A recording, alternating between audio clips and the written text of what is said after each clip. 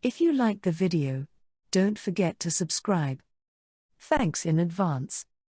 Daedalus and Icarus, the boy who flew much too near the sun. On the island of Crete there lived a Minotaur, a ferocious creature that was half man and half bull. The people of the island of Crete were terrified of the Minotaur. It loved nothing more than to feast on human flesh.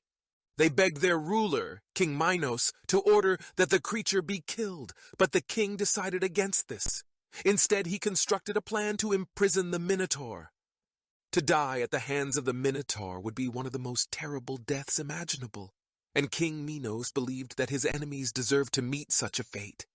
He enlisted the help of Daedalus, a talented architect, inventor, and craftsman, and asked him to build a labyrinth, a maze of passages that would be so complex that it would be virtually impossible for anyone or anything to ever find a way out. Daedalus did as King Minos requested, and then, following the king's instructions, he enticed the Minotaur into the labyrinth by leaving a huge pile of fresh meat in its center. Once the Minotaur was in the labyrinth, the creature was unable to escape. King Minos was delighted. Anyone who was sent to the labyrinth would be trapped, and eventually they would be found by the Minotaur, who would eat them alive. Now he had the perfect punishment for his enemies. According to the myth, Athens was forced to send 7 boys and 7 girls to Crete every 9 years as a tribute to King Minos. These young people were then thrown into the labyrinth designed by the architect Daedalus to be devoured by the Minotaur. When Theseus, a hero of Athens, learned of this, he volunteered to go as one of the tributes in order to slay the Minotaur and end this barbaric practice. Upon his arrival in Crete, Theseus met and fell in love with Ariadne, King Minos' daughter, who provided him with a ball of thread to help him find his way out of the labyrinth after he would defeat the Minotaur. Theseus successfully slew the Minotaur and led the other Athenian youths out of the labyrinth. He then sailed away with Ariadne, King Minos' daughter. King Minos got news of Theseus and his daughter's escape. He was outraged, suspecting that Daedalus and Icarus had revealed the labyrinth's secrets to Theseus. So the king ordered that Daedalus be thrown into the labyrinth along with his son Icarus, to be devoured by the Minotaur. Instead, unknown to the king, they escaped from labyrinth. After all, Daedalus was the one who built it and knew his way around. Once out of the labyrinth, Daedalus and Icarus carefully made their way to the shore of the island and pondered on what to do next. The trees and bushes surrounding the beach would provide an ideal sanctuary for the time being. They could possibly survive for months or years without being seen. But who would want to live like that, hiding away, hoping they would not be captured? They needed to find a way to leave the island, but how? They could not swim. The nearest land was too far away, and they would never make it.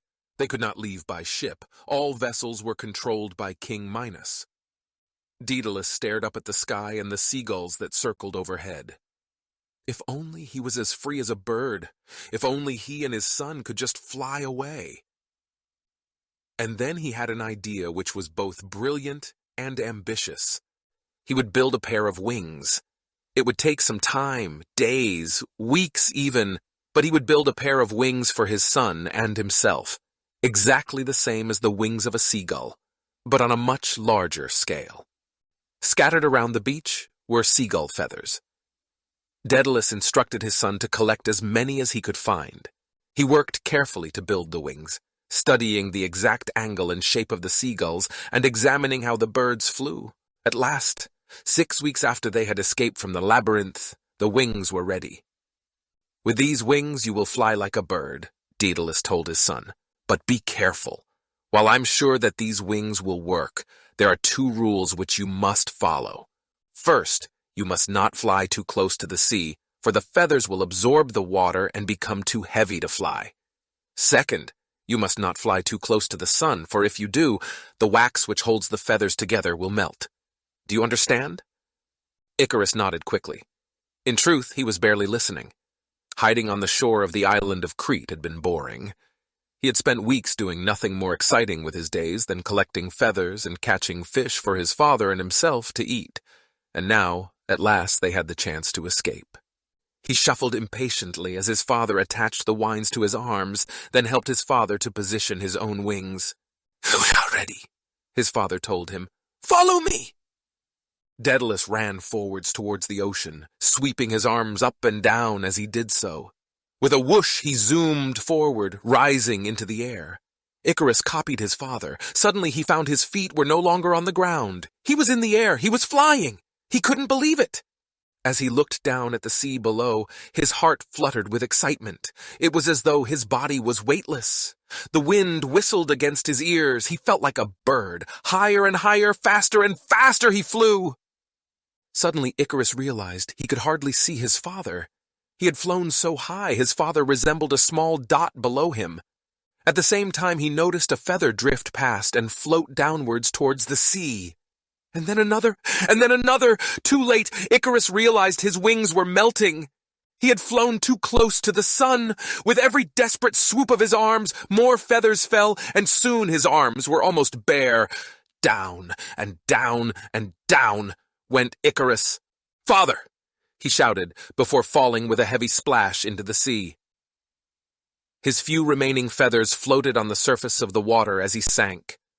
Daedalus could only watch, helplessly, and his heart felt as heavy as a stone as he flew onwards, leaving his son behind. Daedalus, heartbroken by his son's tragic death, flew to the island of Sicily, where he was welcomed by King Calus. He dedicated the rest of his life to building magnificent mechanical creations.